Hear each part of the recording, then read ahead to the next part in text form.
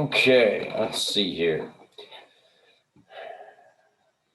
Well, there's just me and you two so far. Good to see you, Rexy and Ma. Thanks for joining me. We'll get everybody else in here in just a few minutes. Anybody else that's watching, thanks for joining us. Karmic transmission 30 tonight. 30 of them. Let me turn this down a little bit. That way it's not quite so bright on my glasses reflection. Maybe.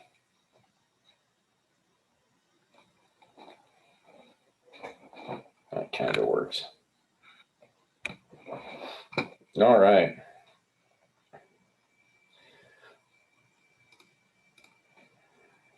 Okay. Well, looks like you're just going to have to wait a few minutes with us tonight. We should have Eric Judson joining us, Ayame Nelson as well.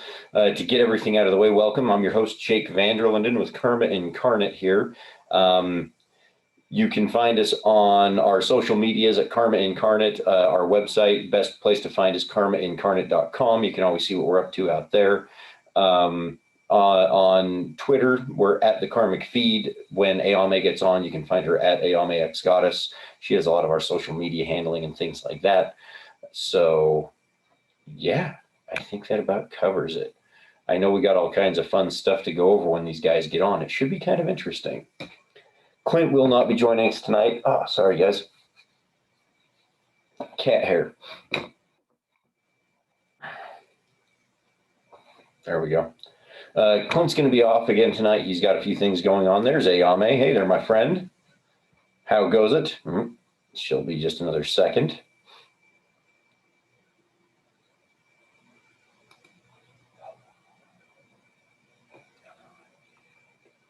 Can you hear me? You're muted.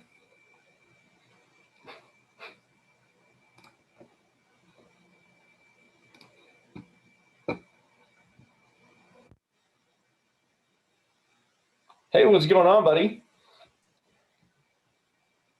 Can you hear me? Yep, I got you now. Okay, perfect.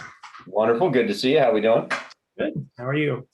Good, good. We're doing just dandy for a Monday. You believe it? Mondays come around so quick, it feels like. They really do.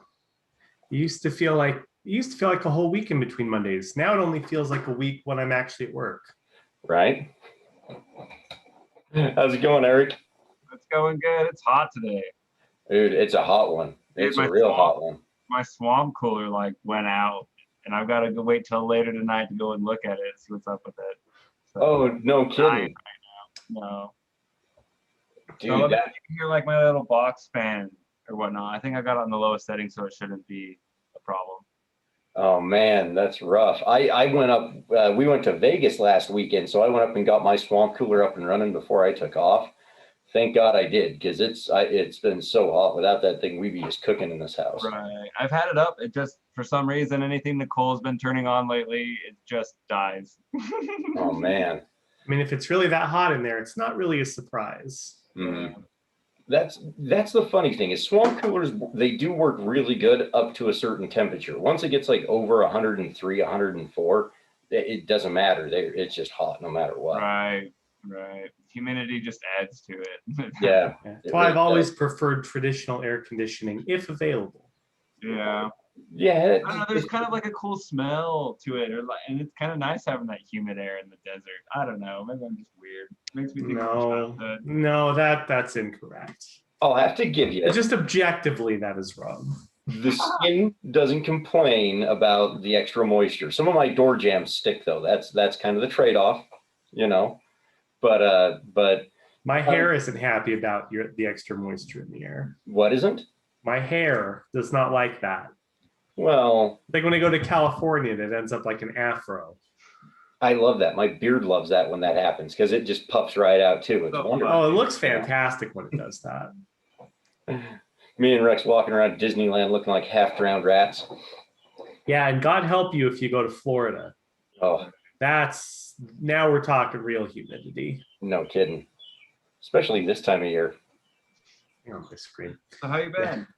Good, man. Good. Everyone just Plugging along, like I said, we went to Vegas last week. It was too bad we were going to try to do Karma on the road. Didn't really pan out for us, but we ended up going down there anyway, just as a little trip out.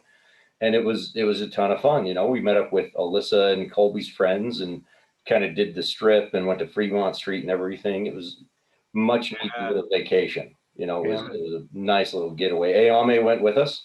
You know. Yeah, I'm already desperately wishing that we were going back, because it was so nice to just have a break, like just a vacation again. Like I don't even usually like going to the Strip. I mean, I used to live in Vegas. You guys hear that? Anyway, I used to live in Vegas, and I do not have any kind of like romantic conceptions about the Strip or Fremont, anything like that. But I actually had a lot of fun, and I would be thrilled if I were going again this week. Right. I just got back from Vegas like a few weeks ago too. Same thing. Super nice just to get away for a little bit and have a little break from the day to day. What's funny is like you don't realize how much you do day to day until you take a break from it, and then you have to jump right back into that. You have like a day of transitioning. You're like, damn, dude, I don't realize I do these many routines as well or whatnot. Yeah. Oh yeah, coming back to work midweek and just seeing the pile up of emails and things that I had to dig through, I was like, can I go on another vacation like now?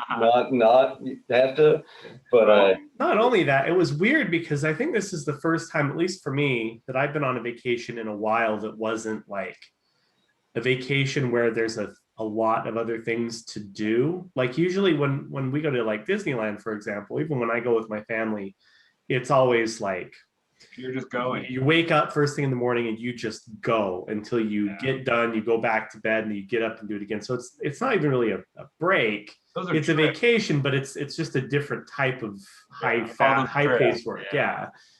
So this was kind of the first time in a while where it's ever just been like, okay, whatever we do, we're just gonna do, and get up when you want, go to sleep when you want. It was very nice. Yeah. Right. Oh yeah. And I told Rex and my mom right before we left, I'd go to Iowa and just stare at cornfields for 3 days if it meant getting out of town to break something up, because that was the biggest part, just a little bit of a mental shift, knowing that in the end we're going to come back, because it's not like we really had that much of a break. Literally, we get back Wednesday and Thursday's the food purchase. So we're back out at stores, and after working, I think Rex had to deliver like gun safes and stuff like that in the morning. So he was out moving stuff all day. And then it's like, all right, let's do this thing. And we take off and we hit the store and then label the food Friday night and get it delivered Saturday. So it was just literally, like you said, right back into it.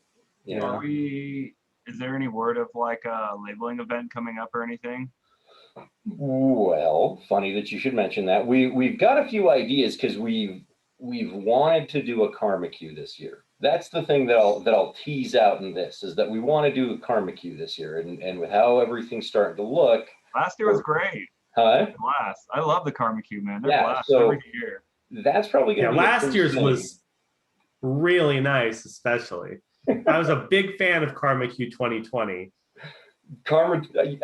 We'll never be able to outdo Karma Q 2020. It's just a good thing there's no video evidence, because all of us would be going to jail. It's so weird because I mean, when you got the rain to do that thing, that was impressive. Right? It's like in that conga line. Oh, geez. I didn't want to mention how everybody was naked. Oh, whoa! Hey. Sorry, I've said too much. Statute of limitations. We've at least got 7 years. 7 years before we can go back into this one. Okay. But by the way, before we get too deep into this, 7 minutes and you haven't done your intro. I already did. I did it before you guys got on. You can't really do that. That doesn't really count until we're here. It hasn't when you're started. Late to the show, I was not late to the show. Late either, Mr. Hurry Pants. Yeah, seriously. Yeah. I don't know why you consider 6:55 late. It wasn't. I actually opened it up at about 6:58 because I had to double check the Facebook links, because I heard from another room that there might be troubles joining. So I began the investigation then. And immediately at about 7:01. Hold on, get out your bubble pipe for this. Huh? Get out your bubble pipe. If we're talking investigations, I need to see a pipe. Sherlock Holmes. Yeah. I don't. I have began my bubble investigation at 6:58 p.m. when it was deduced. pen. So, but yeah, I did it. I did my part. Don't you worry about that now. Good. So, but no, so I will dangle out. We want to do a Karma Q this year, and we're hoping that the Karma Q is going to be our chance to kind of kick off and get back into the full swing of things, bring about some new ideas with how we want to do the label events and other things that way. So we've been doing some planning, and keep watching your calendars, guys, because as we get a little bit closer and out of some of this heat, is kind of when we want to have it. You know, a picnic in the middle of July at 105, 110 degrees here in Utah. Not quite what we want to do, but that's what we want to get started with. Is we're talking about a Karma Q, and really it's going to be a big thank you, because this, you know, I'm gonna go ahead and keep going with this for a minute, guys, because the thing with the Karma Q is because of people like you guys, like Eric and Ayame and Clint. Sorry, Clint couldn't be here with us, guys. He had some stuff come up with his family, so he had to kind of go do those things. Viewers like you is what you're getting at. And viewers like you. All the people at home that are watching, and all of the agents that throughout this entire year that didn't happen, right, were constantly contributing and still putting forth an effort to end hunger right here in our local communities. Because of you guys, for the last year and a half now, Karma has never stopped delivering on what it set out to do. We have bought and delivered food to the food bank every month since all this began because of people like these guys. Yeah, buddy. And it's amazing. It's incredible what that kind of commitment can actually do for people and how much help it has continued to provide. And the Karma Q was really always our way of saying thank you to our agents. It was a way of celebrating what you guys do all year long, because that's the true incredible thing about Karma is literally the commitment that our people have and their love for wanting to see this amazing idea succeed. That's the thing that we want to celebrate and talk about. And you guys have done that even when you can't participate firsthand. And that says more about our people and more about what we're doing than anything ever could. And so for no other reason, this Karma Q is the one that we really need to make sure we have a good time at, because it's amazing. You know, literally we didn't miss a month, not one, throughout an entire pandemic, when everyone was saying, stay at home, you know, watch out for yourself, take care of yourself. We said, no, take care of others. Look out for your neighbor, because we can do it in safe and successful ways so that everyone can still get what they need to continue moving on. And that we need to celebrate that. Dude, that's the thing I love about Karma, is how consistency is. I feel like there's one thing that is dominant in this reality is consistency. So when we try to mimic what it is, it's just crazy. What, I don't know. It's so cool. How crazy ago that it was already a year since the last Karma Q.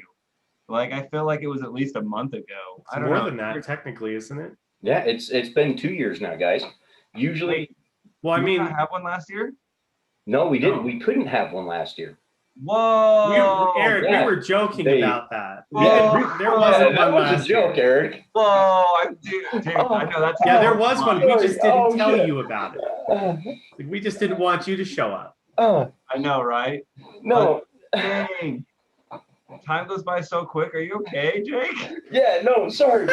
I hurt my ribs this weekend, and that he's having a heart attack. Oh, dude, I went mountain biking today for the first time, and those seats are not meant for like longevity, bro. I'm sore. Oh, I need one of those donut pillows. Biking's no joke. Biking is so no much fun joke. though. Mm-hmm. Yeah. Anyway. But no, last year we had the park booked, we had the Karma Q planned, and we were getting ready to shoot all the promo videos right when they put out the restrictions and actually shut down all the parks, and they said you can't meet at parks anymore. So we had to cancel it. We thought about moving it to later in the fall, and it was just not. Well, it's kind of like everything last year. Like when we shut down the food stickering events and all of our other things, the chili meetups, it was another one of those things. Like every single month, we were looking at these like by the month. We were literally up to the day before we would do an announcement. It's like, do you think they're going to open up? Do you think it's going to be okay to do it? And ultimately, like we wanted to do them as often as we could, but obviously we wanted to make sure that everyone was safe. We wanted to make sure that the food never got contaminated, because that was a big thing for us. Yep. So it was always one of those things that we wanted so bad to keep doing these things, and we always just feel like, well, we'll wait until the end. And it only was at the very end of the year where we're finally like, look, let's just not, instead of keeping people guessing, we're just going to say, you know what, we're not going to do this. We're just going to close them down, because it's very unlikely they'll open back up. And that's what we've been doing this year. Is, we've been watching it as closely as we can, but we want to make sure that we're not, constantly making sure that everybody's got to have their weekends open. It's like, when it's safe and we know that we can do it, we're going to let everybody know. But until then, it's just like, yeah, just assume that we're not going to, so we're not taking up a bunch of your extra time. Still getting done. Yeah. But like I mentioned on Facebook, like, it's they're so quiet, and Jake and Rex they don't function well when it's only the two of them to entertain. So they need you guys. Oh, totally. I'm sure you guys miss us just as much as we miss you. We do, because like Ayame said, 2 years, dude. Yeah, 2 years, no Karmic Q, and we need it. That's why I say it's got to happen. We need to have one. So, and that should give us a great jumping off point, because with how crazy this last year has been and how things have been moving, just like we talked about, karma is needed now more than ever. And the great thing about it is that it's ours. It's something that people that get involved with it, it's up to them. We move more food, we do more things, so long as you're involved in doing it with us, because that's the incredible thing about the human species that we've always noticed. It's why we build communities and all of those things, is because we do better together than we ever do just on our own. There's that old saying, if you want to go fast, go alone, but if you want to go far, go together. Because one person in a dead sprint, yeah, they can get somewhere quick, but they're going to get passed by the group if they're not careful, or they're going to get eaten. That's the other thing about trying to play the lone hero in that regard, is sometimes you're just the first one to get gobbled up by the monster. But if you got enough people with you, that monster turns into a kitty cat pretty quick. So, well, not to mention that really doing things on your own works great, as long as the road in front of you is completely smooth and there's no obstacles. As soon as you come across an obstacle, though, it's good to have that group with you, because you might start out fast, you might start out faster, you might get to your first destination quicker, but you're never going to outpace the group when it comes to any kind of roadblock that you may find. Right. Dang, 2 years. I'm still like blown away on that. But like, that's just more fire to think about. Like, think of a whole year that just went away. What did we do in that year? Have we done anything different? I don't know. I think it's interesting how a lot of my friends, when they think of ideas of helping other people or something along the karma lines, they immediately like think of me and then like send me some story of it, like, well, blah, blah, blah. And it's just so funny how dominant this action is. I don't know. It's funny. I don't know why it hasn't been a bigger thing yet, if it's so dominant. If it's like, I don't know. I'm just glad it exists today, Mm-hmm.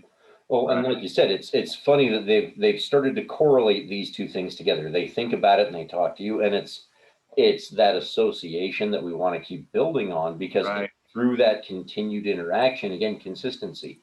If they keep talking to you about those things, the sooner that you're going to want to try it, and they're going to want to get involved and do it too, because a lot of things, for a lot of people, the thing that slows them down is that they get a little gun shy. They're not quite sure, and they don't really know how. But once they do it, all of a sudden the blinders are off, and all of a sudden it's like, oh wow, I can't believe this, how easy it can be. Right. I love that. It's needing that little bit of the breadcrumb trail.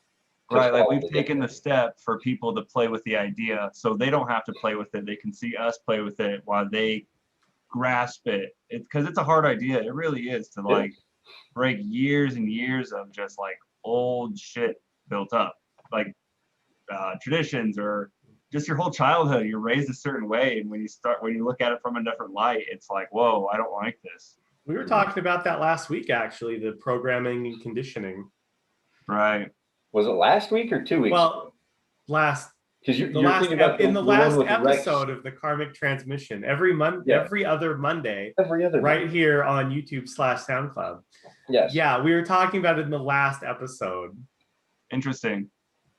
Well, because it's a mindset. It's Right. really interesting because it's a mindset that it ties into a lot of those really old stories and a lot of those really old ideologies that we've known all along, but it's how you present them, and back, in that 2 weeks ago, we were talking about the whole, wasn't it cartoons? We were talking about the cartoons, right? We were talking about cartoons and like toys, but mostly cartoons. Yeah. Oh, and Pop-Tarts commercials from the 90s. Basically marketing and the way that marketing has influenced our childhoods and how that relates to brainwashing. It's like, more or less. Why market in the first place? Hmm? Why do we market anyways? To collect data. That's really all it is. It's not to make a sell. It's not to do anything. It's to get more information so you can have a conversation with someone and actually be on eye-to-eye level where you're not already preaching to sell when you don't even know who they are or what they're doing, or you know what I mean? You don't have that data from that marketing that you should be doing towards, because that's all it's supposed to do is gather people who are like, oh shit, yeah, I like that. Market research is used in order to create marketing materials, because marketing is two-sided. Totally. Marketing, you have to know what your people are wanting, but then you have to go ahead and present your product, your idea to those people in order to get it to move, because it's a two-sided thing. Right. But it's that market research, it's interesting because that is probably the largest key into all of it, and that's the incredible thing about all of the social medias and all of those platforms that we can tie into, is they're all driven by market research. That's all that they are, is they're giant market research pools to see what people are looking at and how they're interacting with it. And it's funny because once you know those things, it makes it easier to interact with people. You're absolutely right that way, but it lets you interact in a lot of different ways. Right. And what's unique about karma is that in my opinion, its market research is much more basic, because we come back to those, human, like people just want to do good. Okay, that's the market research that we need. Do we need to dive any bit? No, let's tie into that idea. How do we get people to understand how to do good things and how to reward good action in order to get those things moving forward? I think it's cool that we're like highlighting the human element, because it's really not highlighted. It's not even talked about, like what societies are built upon, what care is built upon, what like everything is that human element. It's just such a weird concept that it's like, I hate to bring in this word up, but it's like the word yoga, where it's like nobody knows what it means. They just know the word. Right. Oh, it's funny. Yogas, meditations, they go by a lot of those different terminologies, because a lot of it is just a practice, and in a lot of ways, it's Rex is right on, because it's an action. I love that. I would tell anybody, watch an old military man shining his shoes. And that's as much a meditation or a yoga as anything you're going to see in anybody else. What's he doing? He's shining his shoes. But because he is so engrossed in that moment and what is happening and everything else going on. It's incredible, because everybody wants to touch on it, and it's the way in which you touch on it that's unique to each individual. Right, I would agree. So, and it's so delicate. It's like such a fine thing you have to play with. Yeah. And it's neat, because it's all a part of that. We talk about there's a rhythm, there's a heartbeat to karma, and it's just like everything else. There's a heartbeat to it, and there's a rhythm behind it, because everything kind of moves in those waves. And it's, how do you want to connect to that heartbeat? What's going to be the thing that ties you to it? Whether it's rock climbing, or in our case, feeding the hungry. That's the one thing that's so cool about karma, is how we as a group see and make that connection together. We have a tons, you love to go out and go bike riding, and Ayame likes to draw, and I like to sit and run my mouth all day and just talk. And, as Mel Brooks said in History of the World, I'm a stand-up philosopher, probably not near as good as that man could ever be. But, what would Mel Brooks think about that if he knew that you could get yourself a podcast? Don't because he said that before that was a thing. So. I know he did. I know you did, but it's really neat that we all have that ability to tap into that heartbeat in any number of those ways. But one thing that's brought us all into tapping into it together is that act of wanting to help people and wanting to be a change for good in the world. An inspiration, whatever it is. Yeah. Because it's those communities like we were talking about. If you want to, we used to talk about how do you eat an elephant, one bite at a time, right? Well, if you bring 10,000 mouths to that elephant and everybody takes a bite, it's gone. Or one Colby. Well, Colby, it would be several bites, but he would eat the elephant himself. I shouldn't do that. He's not here to defend himself. Sorry, Colby. Next time you're on, you can. I love that kid. But that's the idea, and that's where the community is so essential, because if you have a couple of people with consistency, it's amazing. But a community with consistency, now you've got that's an unstoppable force. Totally, that is. So I mean, when you bring it back to what we were talking about before, I mean, our last year brought almost every industry completely to its knees. It stopped many businesses, it killed a lot of businesses, and yet our community was able to keep feeding people, keep those people who have the least fed. And that's, I mean, if that's not a testament to it right there, I don't know what is. No kidding. So, but anyway, Eric, we've kind of been rambling. Tell me about your bike ride a little bit, man. You said you picked up an e-bike. I'm kind of curious. Those seem to be the rage now. Those are so fun. I borrowed it. My buddy Eric, he has two, of course, because wait. Eric borrowed Eric's e-bike? Yeah, I know. Is that what I heard? Is this like a multiple personality thing? Like, is this e-bike sitting off screen right now? And you have to go look over at other Eric?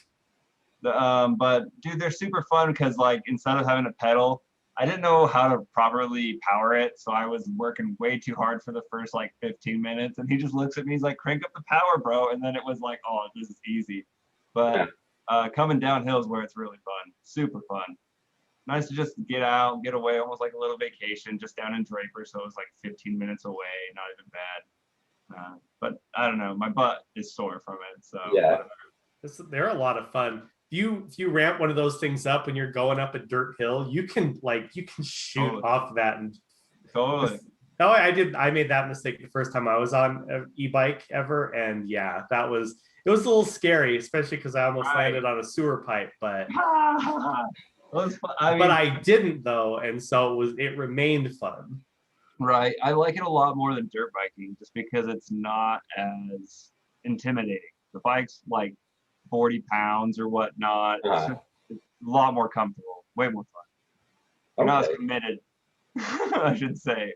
See, I had a guy at my work buy one, so I've only ever seen it. I've never ridden one, but I see that they're really popular. It's kind of been the big thing. But they're spendy. Yeah, that's what he was telling me. He had a lot of custom work done to his. So Eric's the one that I borrowed. He Frankensteined it. He bought a mountain bike and then he bought an e-motor and just attached it together and whatever. But then he bought another one that was made for it. So of course. Well, that's cool. It's fun time. I'm so grateful for people like that. It's just weird how, I don't know, there's cool things that keep you wanting to keep doing things.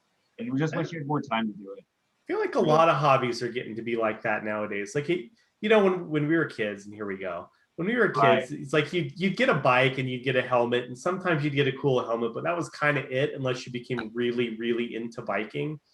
And now it's every hobby that there is, it's not even that there's a huge barrier to entry. It's just that the community is so much more connected and so much more involved that it's you get it and you immediately oh, I want to go do this. I want to get this and I want to attach this. Everything that I pick up is like that. It's you start looking into, metalworking or cosplay or anything like that. It's just suddenly oh, there's 500 things that go along with that. It's not enough to just go out and buy a costume now. It's okay, you got to learn to sew and you got to get all this extra stuff for your sewing machine. Then you got to have electrical knowledge and all this other stuff. And it's cool, but it gets involved real quick. It's nuts because I watch a lot of that from afar. I don't get involved in too much, but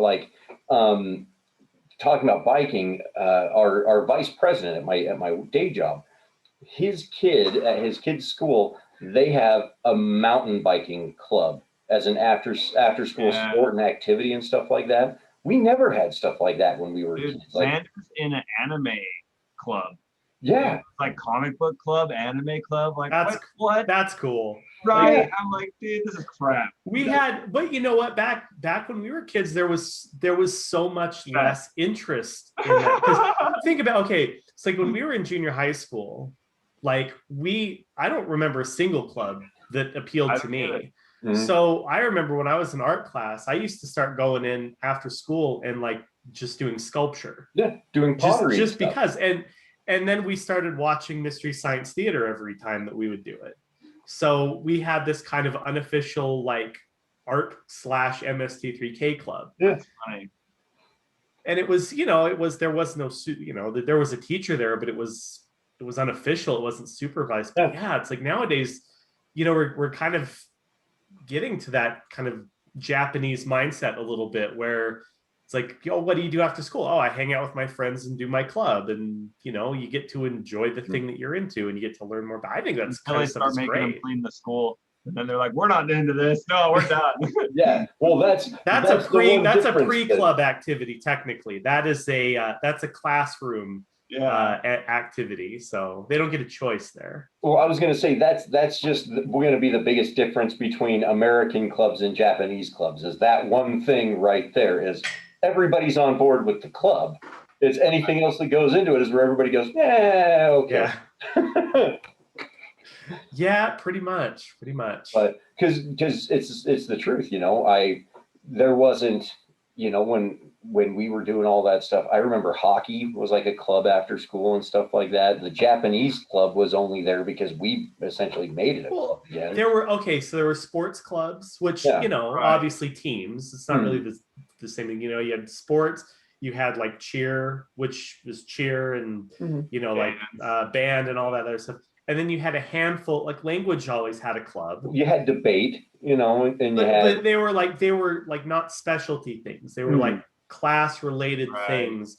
And I think we did have, I want to say we had, before you and I were in Japanese, that there was kind of an unofficial anime club at our school.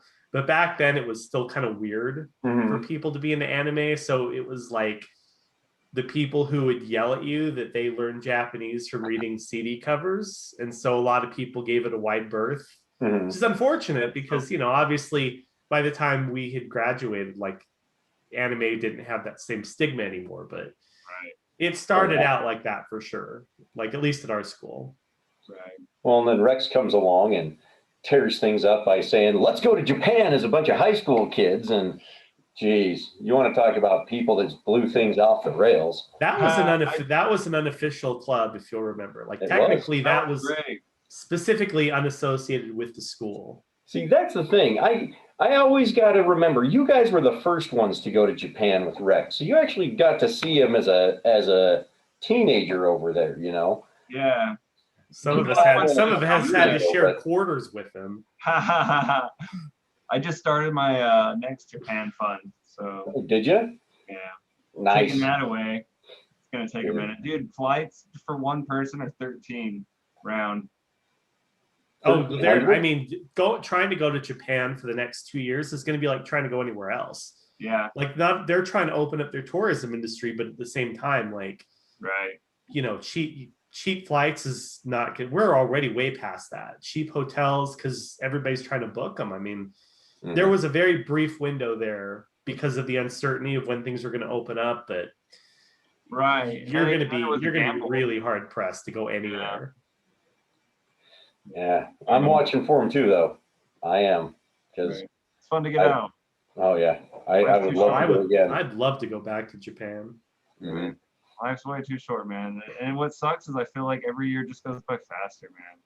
Yeah, they do. We're already midway into June. Right. It's hard to make time for everything. It's hard to change, man. It really is. I'm just gonna vent to you guys now. Well, and things that come up, because we got like the family camping trip coming up here in a couple of weeks. Right. So me and Rex are going to start getting ready to plan for that one. Isn't that next week? No, it's the week after. So, So 2 weeks. 2 weeks, which means so that'll be and here's the thing. So usually we had done the Karma Q on Father's Day the last 2 years. 2018 and 2019 we had done Father's Day. Father's Day is a Sunday, right? Yeah. Sure. Yeah. Okay. So, Rex is saying that we go Sunday to Sunday. That's the camping trip, is Sunday to Sunday.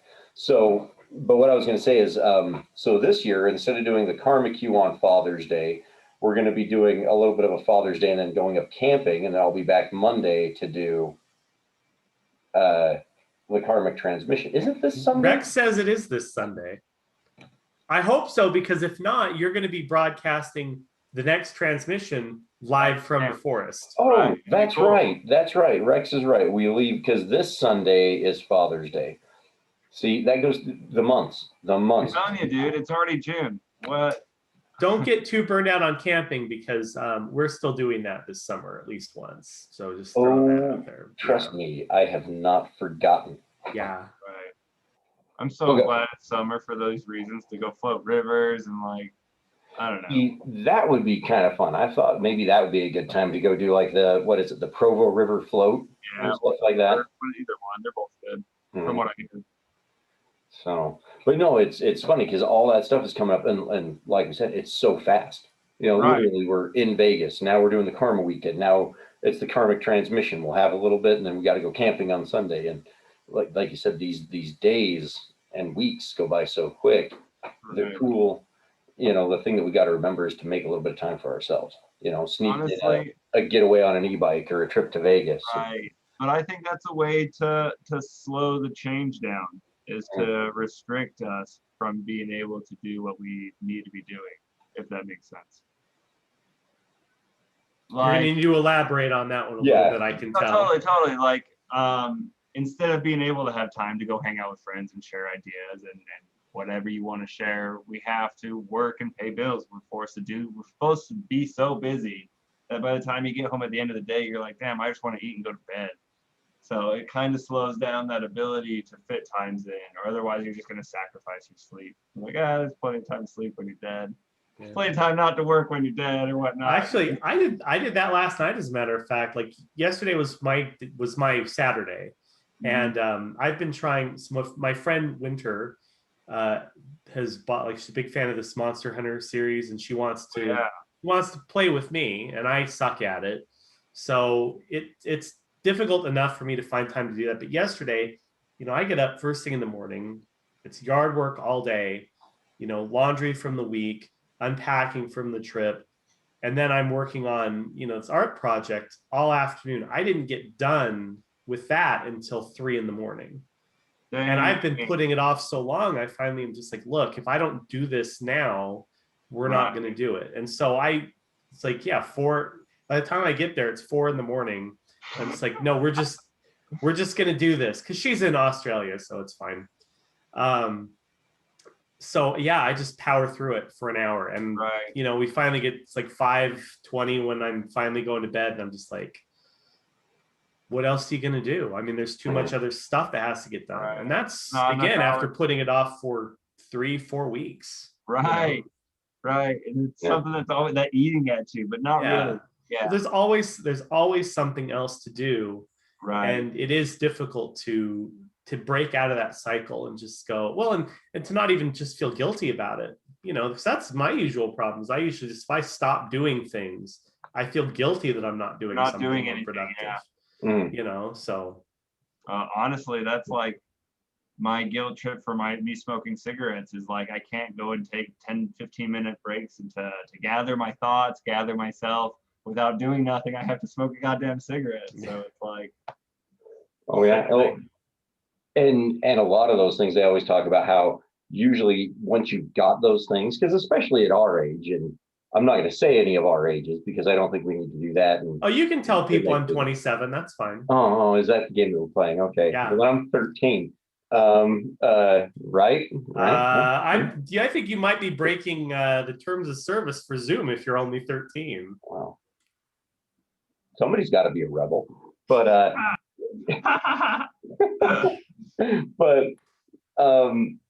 Yeah, hell, I forgot what I was going to say. At our age, there it is. There it is. If you don't remember, No. story of my life. At our age, Jake's experiencing some Yep. memory issues. This is what happens. Whoa, that's what I gotta look forward Exactly. to. Yeah, That's what that's pretty happens there. terrifying. No, You mean in 10 years? When what I I'm the was same going to age as say is you? that our age, things are more habit than anything, because that's the hardest thing that we start running into is that routine is more or less the same habit that we run into day in and day out. And it's finding ways of not necessarily breaking the habit, but introducing something different to kind of change the way those habits work together. Because Totally. like you said, when you stop doing something, that's you feel guilty or like you're not doing something, when in all reality, Yeah, sometimes nothing is a something. change of direction. And it is a weird one because I come back, same thing. We take a break off, go to Vegas, have a good time. I come back and I've got all these emails, and the first thing that hits is like, man, I shouldn't have taken the time off. I was like, no, that's you absolutely should have. And going into it, you knew this would happen coming out of it. So Right. don't lament the fact that you went out and had a good time and enjoyed yourself. You were planned and prepared and knew what you were getting into. So just you got to learn to go with the new flow of it, because that's all that it is. It's like taking an already running river and throwing a couple of new rocks into it. It's going to change it a little bit, but in the end, the river's still going the same way, right? Right. There's a cool analogy of guiding a river but not forcing it. It's like you put certain rocks in certain places, almost like a dam, to guide a river a certain way. Mhm. You can't ever force it. You can only just Yeah. Yeah. No, and that's the smart way to go. Right.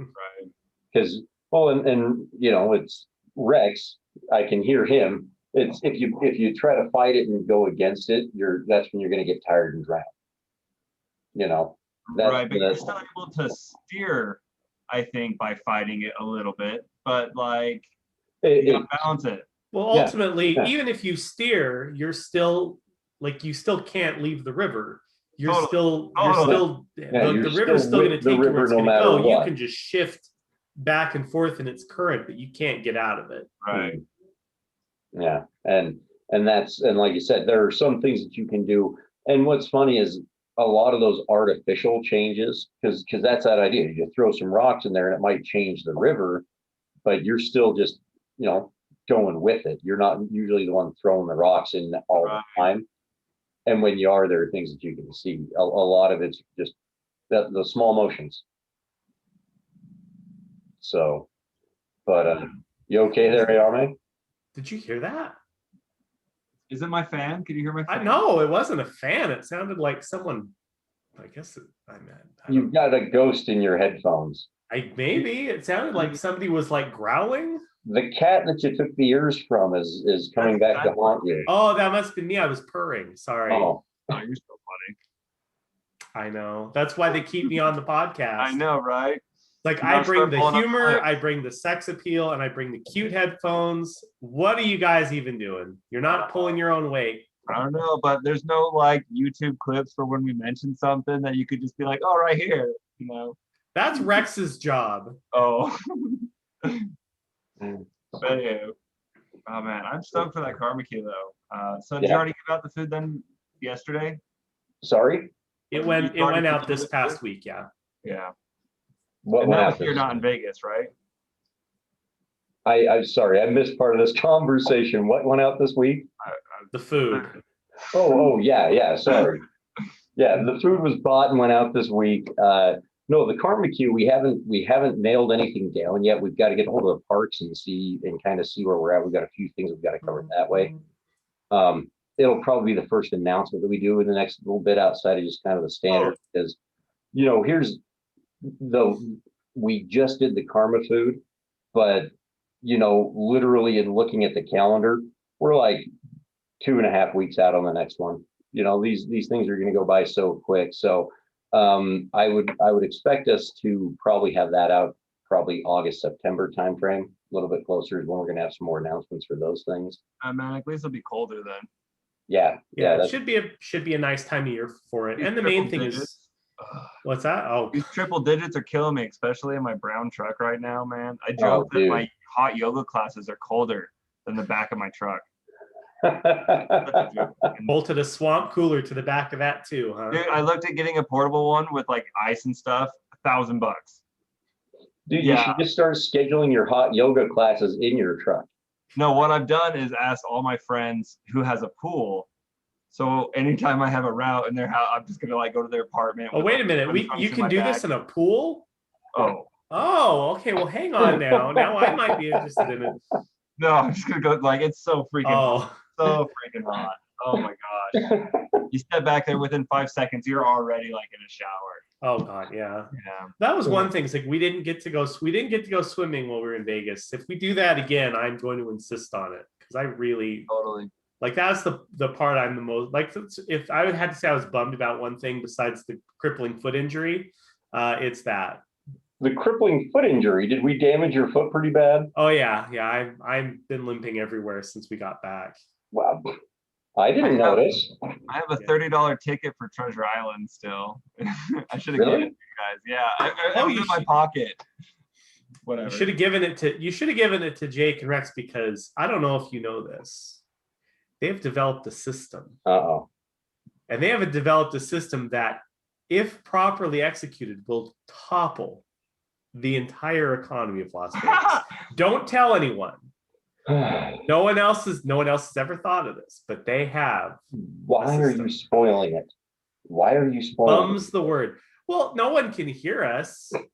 I mean, it's not like we're on a podcast that's going to be posted somewhere. About karma? Yes. No, not quite. We call it the karma system. No, it's nothing fancy. We just, it was the fun part. I would have to say in all of my adult life of going to Vegas and gambling and stuff like that. So this is one of the funnest times that I actually had playing some of the table games because it was really a lot more of a back and forth and up and down. It wasn't just one-sided of me losing my money. You know what I mean? It was like some fun entertainment. That's why you go. It was entertaining and we had a good time. And once me and Rex got into a little bit of a groove, we played quite a bit. We played roulette mostly, but it was a lot of fun.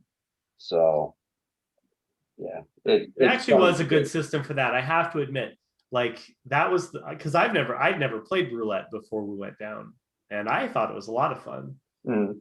Well, and it's funny because we talked about this a little bit with me and Rex, and I've mentioned it on here before. It's games. I have a real like for getting in and understanding games and systems and all of that kind of stuff. You like craps? Huh? You like craps? I'm not as familiar with craps. I'll teach you, bro. Craps is great. That's the one with the dice, right? Yeah. I like how the end of the table has those little spiky things on it. That's what I like about craps. You always got to hit the board. You always got to hit the backboard. I can throw dice. You do not ever want me doing it because I throw really terrible, but I can do it. Yeah. Sounds like we should do a little like maybe Wendover thing or Vegas thing or something. Because it'd be fun to go out. We'll have to talk, Eric, because I thought about something like that too, where we could do like a fun bus or something like that with a bunch of karma or something. Yeah, because we've been doing this guys' night, girls' night thing where we've got like our couple friends and all the guys go do one thing and then all the girls do one thing. And I was like, screw the girls, we're just gonna go on a guys' night and just surprise Wendover and not tell anyone. Right? Be fun. Yeah. Well, that ties it right in, because what I was going to say is games are something that's really neat, and the fun thing about games is that games are typically a system. It's usually there's a set of rules, and once you figure out the rules, anybody can play it. The game is more or less fair at that point, right? Because everybody can play by the same rules. Now, there's that old saying, "Don't hate the player, hate the game," and that's just because somebody else plays those same rules a little bit better. Right. Well, the thing that's really cool about all of those systems and all those games is that karma is a system too. And it's just like all the rest. And once you put a certain input into it and start doing things with it, it can predictably give you a certain outcome. And that's really cool about a lot of those games all the way around, whether it's a game of chance playing down in Vegas, or a video game or just, a regular game of phase 10 or something like that. It's really neat that once those rules are established, everybody can sit down and play together, no matter who they are or what they're doing. Everybody has the same ability to play. Interesting. And that's the thing that's really incredible about it all, and why I think it's so fun to start figuring those things out, is because when you figure it out, that's how you can tell other people to come play the game with you, right? Why you gotta talk about the game, bro? But yeah, anywho, I like this. I love games, man. They're like one of my favorite things to do. Yeah. So just take any system, turn it into a game, figure it out, and then let's get people to play it with us. And that's how we're going to end hunger with Karma. It's how we're going to make money in Vegas or Wendover. It's how we're going to, Isn't it funny how like any game though, there has to be a slight percent of chance. Like you can't have 100% figured out. Like there's only be 10%. There's never any reward without a risk. Totally. If you're not willing to risk something, why should you get something for it? That's why I go dirt biking, is because like 90% predictability, and then there's 10% of like, oh shit, but that oh shit is like, oh man, dude, Uniracers is the best game. Yeah, Rex found that one down in Vegas when we hit the game shop down there. I love that game. One of my favorites. You guys introduced us to that game. You and your brother brother Tyler showed me and Rex that game when we were back in junior high school. That's another life, dude. I don't even. Been forever ago. I still remember. I still don't know Uniracers. Next time I come over there, you're gonna have to show it to me. For sure. Absolutely, it'd be a lot of fun. Used to see it all the time. I used to see the cartridge everywhere, and I've just never seen it in action, I guess. Yeah, it's a good one. Highly recommend really it. cool. I remember the corkscrewing like levels and the way that you bounce around off the walls. Right. That was cool. But you gotta like flip your thing a certain way so it flows and you don't like hit your and you do tricks and it speed boosts you. My buddy got a little cool Sega Genesis and he modded it and he just started throwing ROMs on it and we've been playing that. No kidding. It's just fun. It's just fun to like get a little kid nostalgia. My friend was over playing this game and he's like, dude, you could tell that his teenage prime age was this Sega game because it was like a Sailor Moon knockoff where it would, dude, totally. He's like, oh my gosh, this is like my young days. We're gonna leave you alone now. On the Genesis? Yeah. Was it Valis? But it was like a Sailor Moon Ninja Gaiden kind of thing. Was it Valis? Yes. There was Valis 1, 2, and like 3 or something, but I think that's what it was. It's like the cartridge, or does he have the ROMs? We played the game, so yeah. Okay. Yeah, if you have that cartridge, hang on to it because those are pretty valuable right now. I'm trying to find them actually for my collection right now. Right. But it was just funny to watch. It's like a little twinkle. It's like the Peter Pan thing, man, when they're onto something with a happy little thought and a little, what is it? Pixie dust, a happy thought, and you can fly. Oh yeah.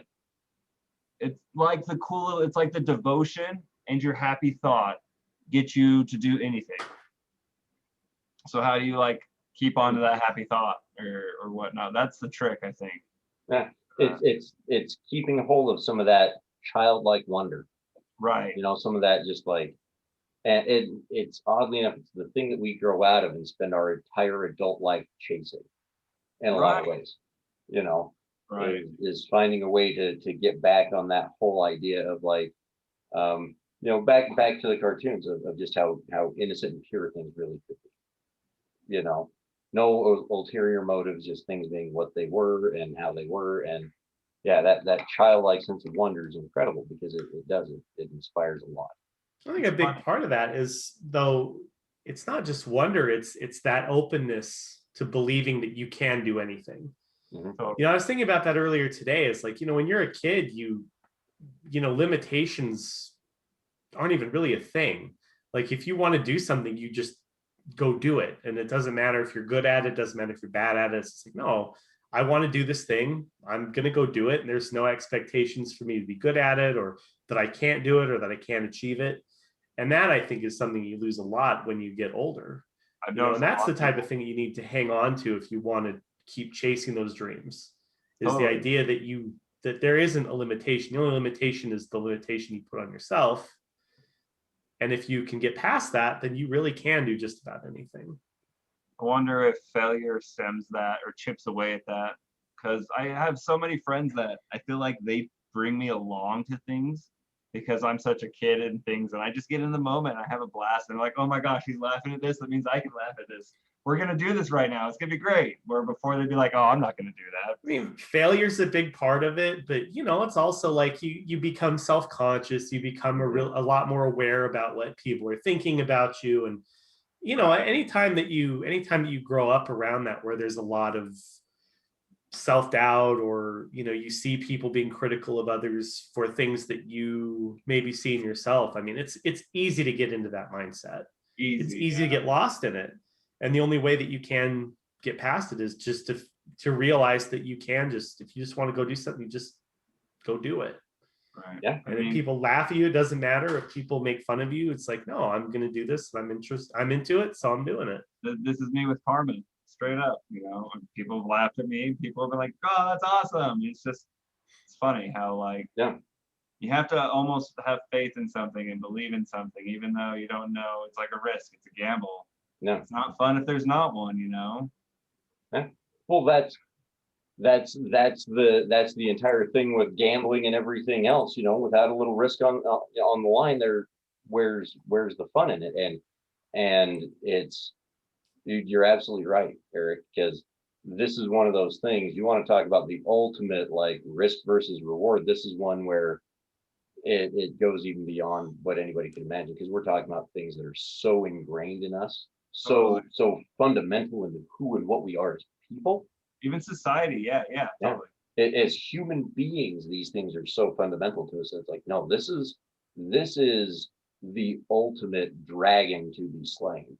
And this is what we're willing to look down, and it's neat because we can approach it with such great awe and wonder and just joy, because if this is what we've got to fight, then that means anything is fair game. If we're going to tackle something like this, let's bring every ability and avenue that we can to the table, including all of our unique strengths.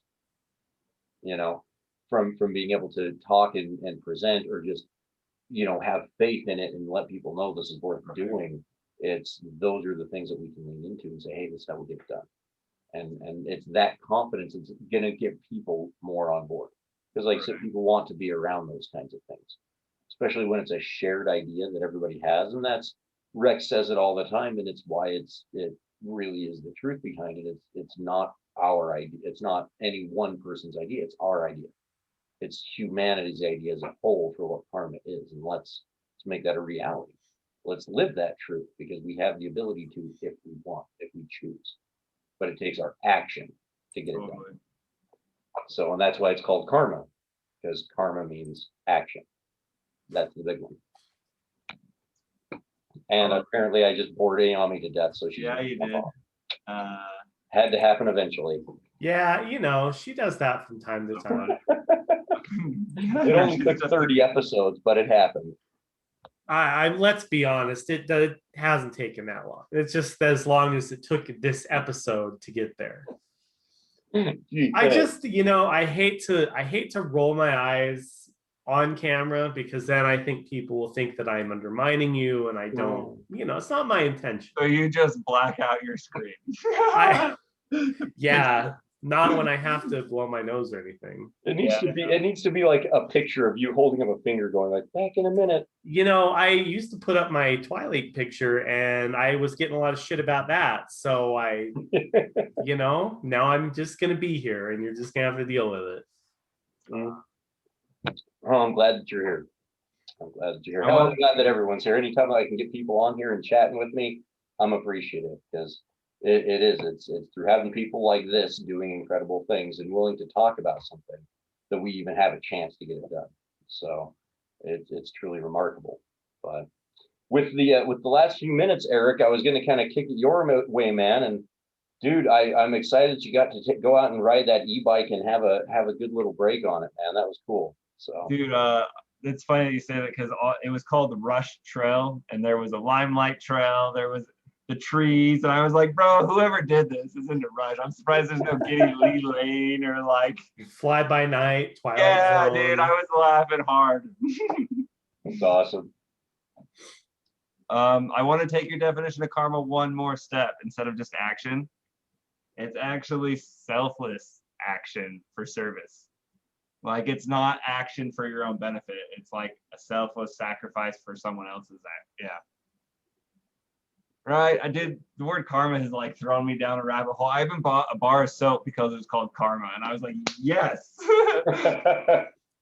Smells great, by the way. Lush has fantastic products. It's full of red hair though, for some reason, like some reason. red beard hairs. For some reason.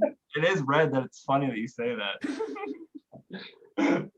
Dude, oh God. It's interesting because you're not wrong in that, you know, karma itself, you know, the original Sanskrit words karma, that just means action. Bringing selfless action to it is really something that it's selfless action is what charity was truly meant to be back in the day. It's that idea of doing something for others without really any want or need or desire to get something back out of it. And it's interesting because what we're doing is we don't want people, the selfless side of it is great, but nobody in karma is not going to be rewarded for their action. That's not what's driving, is what I'm trying exactly. to say. Is as far as a motivational force, whatever your motivation is make it yours. But take action doing good things, and that's what's going to be rewarded. And it can be selfless or not, because to the selfless individual, somebody like Ayame right there, that selfless person, you know, what we've always said is, I'm over here. Oh, you're over there, here. Yeah. On mine, you're there. So it'll look good on the recording. Oh, right. On the That's recording. What I'm going to tell you. Yeah. But for a selfless individual like Ayame, like we've always said, look, if all you want to do is help people, if that's all that it's about, well, guess what? You're gonna get something out of it too. And if all somebody like me or anybody else is in it is just to make money, well, in order to do that, you're gonna have to help 10 times that number of people. So no matter what your motivation is, doesn't really matter. Take action to do good things, and that's what we want to reward. I like how hunger is we're more of a, what's the word, product over, it's like, do you look at the product or do you look at the process, like the results or the process? And I feel like we're very result driven, and we can work with the process. I love that. Yeah, like our results are ending hunger. We don't care how we're going to do it. That's what we're doing, and however we get to what it's going to take, this is the engine to get us there, is karma. Totally. That's what we're going to do, and this is how we're going to make it happen. Whatever we've got to do to get people involved, that's what we're going to do to get us there. Right. So. You bored me. I'm gone again. I can tell. I can tell. But no, Eric, thank you so much for joining us. It's been a great transmission today, man. This has been another wonderful one for the books. Karmic transmission number 30 with Eric Judson on. Thanks again for everybody that joined us from home. You can catch us on all of our social medias. You can find us as Karma Incarnate or at the Karmic Feed on Twitter. You can find us on Instagram, Facebook, YouTube, all the good stuff. Main way of finding us is on karmaincarnate.com. That's where you can see what we're doing, the entire process, how we do what we do to end hunger. And if you really want to get involved, reach out to any one of our agents, people like this right here with me, and we can tell you how to get involved. So until then, guys, thank you so much for coming on. I love the hell out of you, and we'll see you on the next one. Love you too, buddy. Okay, take care, guys. See you later.